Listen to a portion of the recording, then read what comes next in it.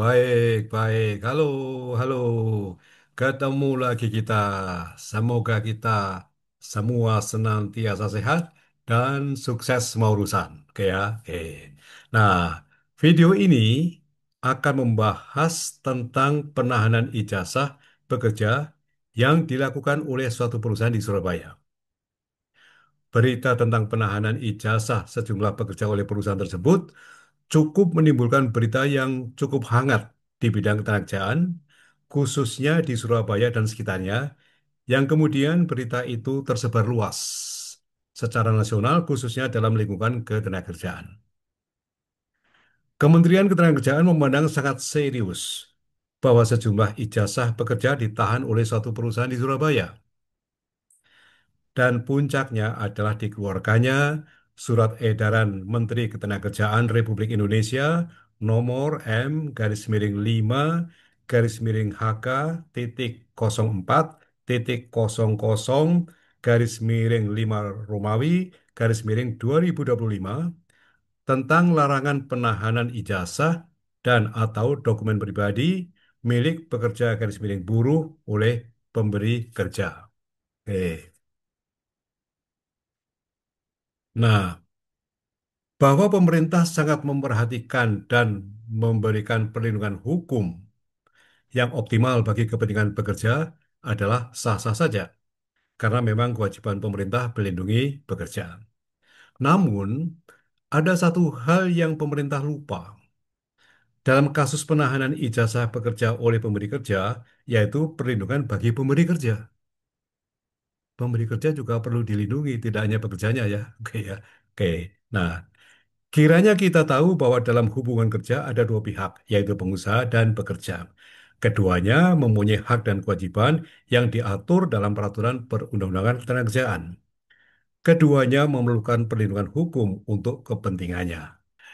Disesalkan bahwa Kementerian Ketenagakerjaan sepertinya lalai bahwa ada pasal 62 Undang-Undang Nomor 13 Tahun 2003 dan pasal 61 Ayat 1 dalam Undang-Undang Nomor 6 Tahun 2023 yang sangat jelas untuk penegakan hak dan kewajiban dua pihak, yaitu pemberi kerja dan pekerja dalam hubungan kerja dengan PKWT, perjanjian kerja waktu tertentu.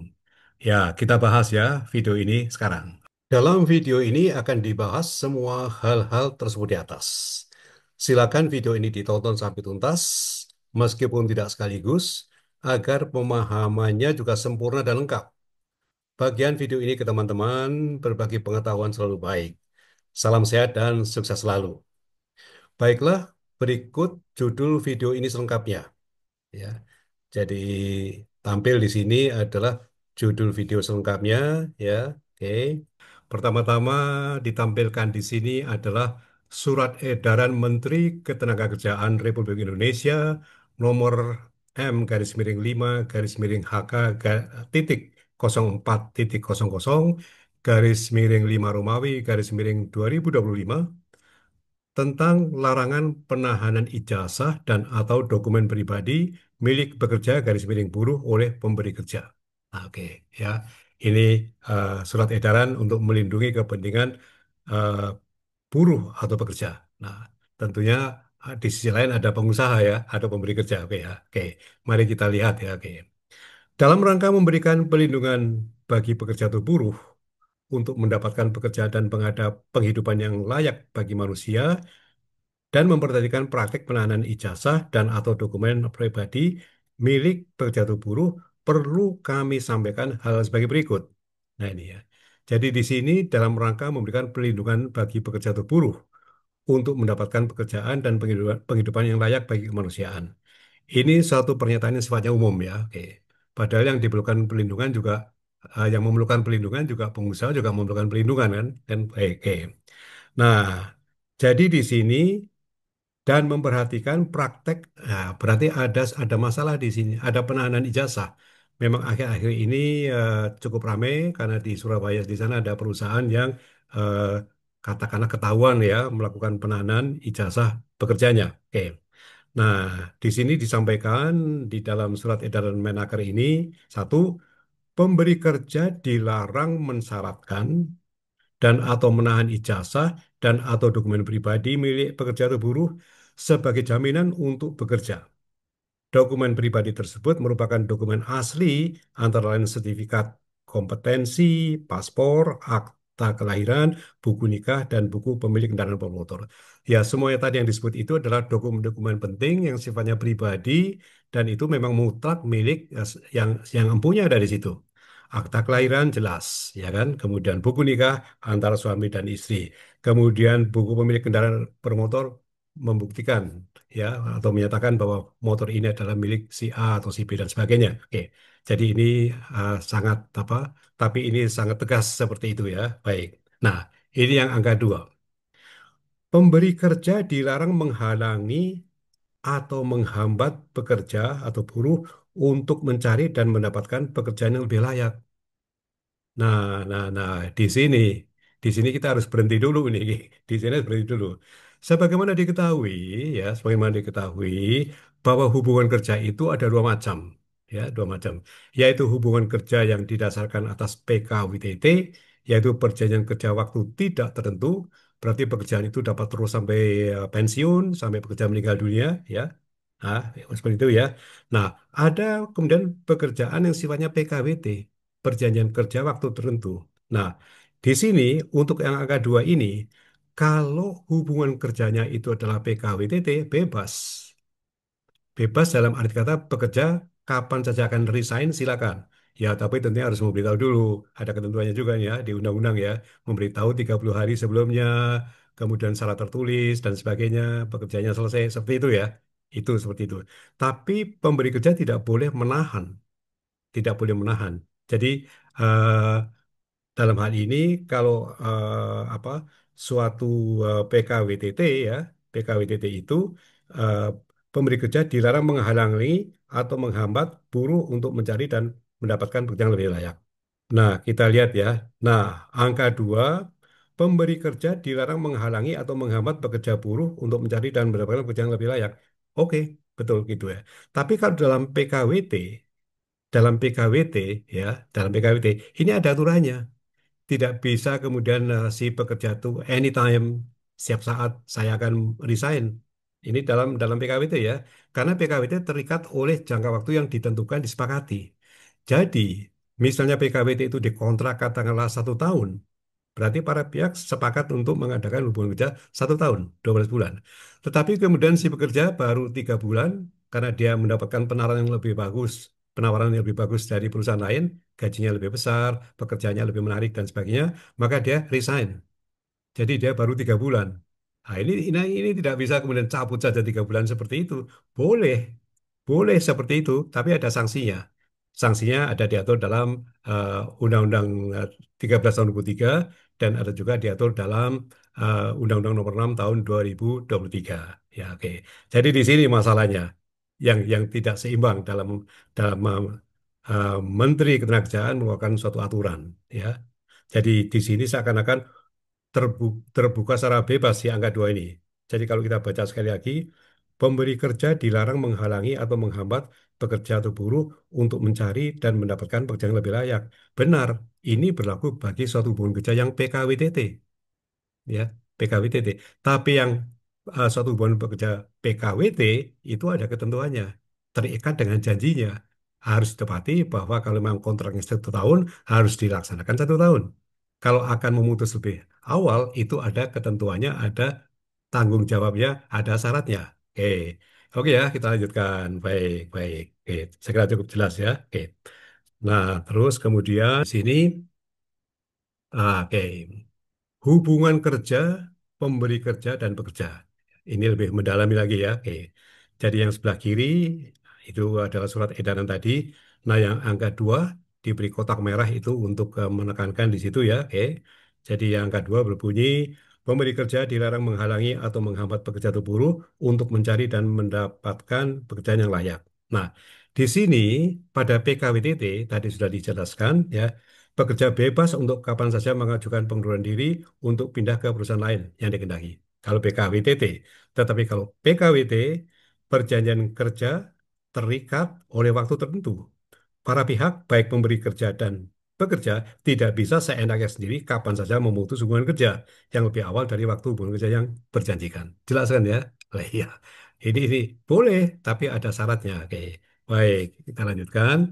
Nah, sekarang ini lebih mendalam lagi gitu ya. Oke, di sini adalah penjelasan lebih rinci PHK dalam PKWT. Ada keterikatan, ada syarat. Oke, sebelah kiri masih ditampilkan surat edaran Menaker. Oke, penjelasan ya.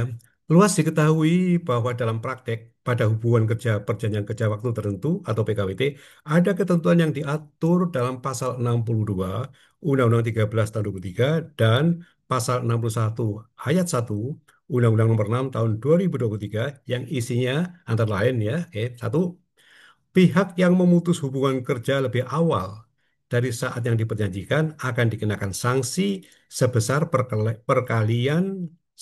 perkalian antara sisa waktu yang belum dijalani dikalikan upah pekerja per bulan. Ini harus membayar sanksi seperti itu. Jadi seorang pekerja PKWT yang lebih kontrak 1 tahun, tapi baru 3 bulan dia sudah resign, berarti masih berapa? Eh, 12 bulan kurangi 3 bulan, 9 bulan. 9 bulan dia masih harus membayar ganti rugi. Jadi kalau gajinya 10 juta, maka dia harus membayar 10 juta kali 9, 9 bulan. Sama dengan 90 juta untuk masa yang belum dijalani. Seperti itu ya. Itu ada diatur dalam undang-undang yang tadi disebutkan. Angka dua, tetapi sanksi tersebut tidak dikenakan bila penyebab pemutusan bekerja lebih awal disebabkan keadaan atau yang tertentu yang dicantumkan dalam perjanjian kerja peraturan perusahaan, eh, dicantumkan dalam perjanjian kerja, peraturan perusahaan atau perjanjian kerja bersama yang dapat menyebabkan berakhirnya hubungan kerja. Nah, di sini pengusaha mempunyai posisi yang lebih baik. Ini aturan undang-undang. Jadi kalau yang memutuskan lebih awal itu adalah pengusaha dan di dalam perusahaan itu ada diatur bahwa misalnya kalau melakukan seperti ini maka di PHK, ya itu akan dibebaskan. Misalnya diatur dalam peraturan perusahaan atau misalnya tertuang dalam kontrak. Apabila misalnya pekerja dipandang tidak mampu, dinilai tidak mampu, ya kemudian 5 bulan kelihatan wah ini payah ini di kontrak 1 tahun juga percuma dilanjutkan juga nggak ada gunanya karena memang parah sekali.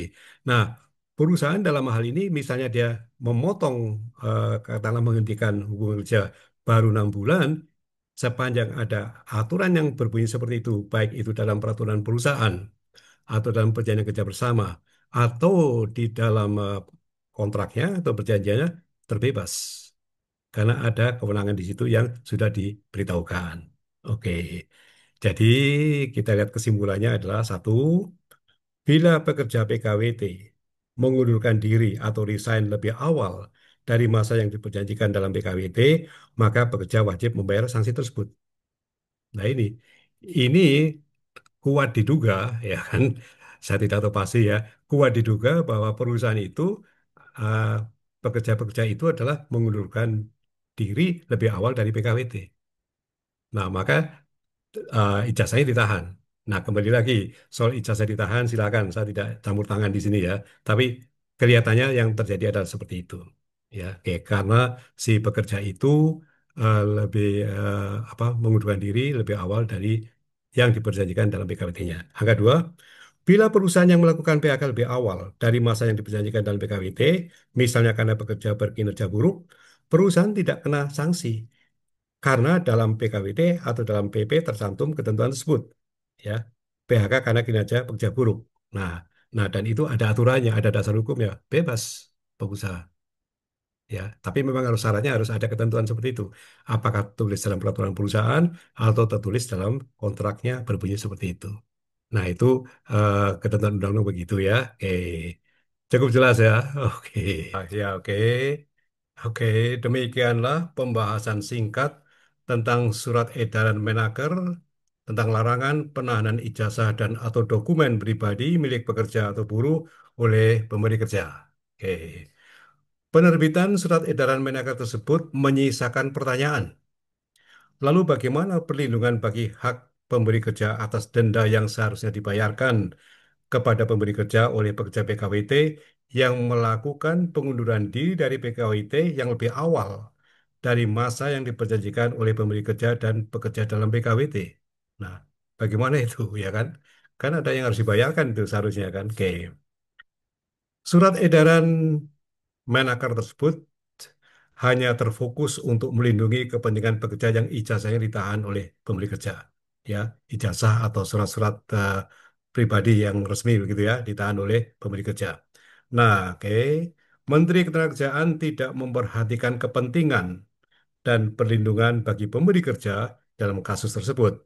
Karena pemberi kerja ketika si pekerja pada PKWT itu mengundurkan diri lebih awal dari yang diperjanjikan, itu seharusnya si pekerja itu membayar ganti rugi, ya, yang hitungannya adalah sisa masa kerjanya dikalikan upah sebulan, oke ya, oke.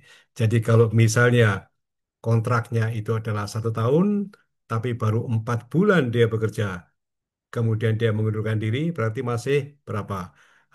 8 bulan ya. Nah, kalau upahnya 1 bulan 10 juta, jadi kalau upahnya adalah 10 juta, maka upah 8 bulan adalah ya 8 kali 10. Si pekerja harus membayar denda kepada pengusaha 80 juta. Nah ini, di sini masalahnya. Oke, baik, baik sampai di sini. Semoga bermanfaat ya. Silakan share bagian kepada teman-teman karena berbagi pengetahuan itu adalah baik. Dan kalau Anda orang kantoran bisa juga bagikan kepada atasan Anda atau bawahan Anda atau teman satu level Anda di kantor. Semoga bermanfaat. Oke, sampai di sini. Oke ya. Sampai ketemu lagi di video yang akan datang yang tidak kalah serunya. Salam sehat dan sukses selalu ya. Oke, ya, ya.